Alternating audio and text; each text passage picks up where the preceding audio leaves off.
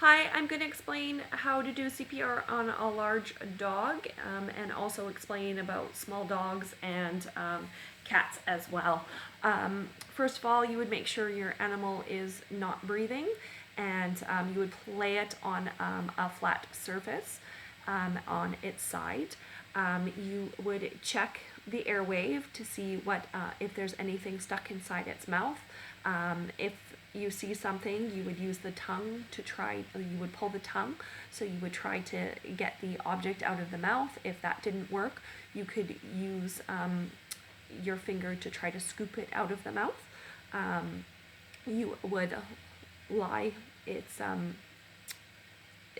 you would put its neck straight, so hopefully you could straighten out the throat so nothing else is in there. You would close the mouth, and you would actually take 2 breaths on its nose, through its nose.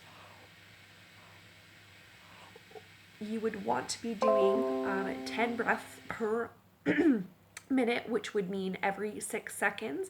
If it was a cat, you actually would be doing more. You would be doing 20 breaths a minute.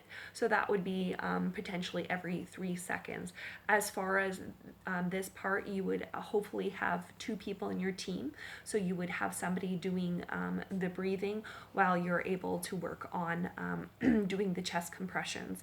With the breathing, you would be doing 30 compressions, and you would be doing 2 breaths, and then 30 compressions again, 2 breaths to get enough in for the animal. So if we were doing chest compressions in a large dog, you would have them on their side, and you would be placing your palm on the largest part of the rib cage, not over the heart, but the largest part of the rib cage, and you'd be placing another hand over top, and you would be having your arms as straight as possible. You would be making the compressions between 1/2 to 1/3 deep, and while you're doing this, you would be wanting to do between 100 and 120 compressions in a minute. So it would be 1, 2, 3, 4, 5, 6, 7, 8, 9, 10, 11, 12, 13, 14, 15, 16, and so on and so on. And you would keep doing that with the 2 breaths until the animal is breathing.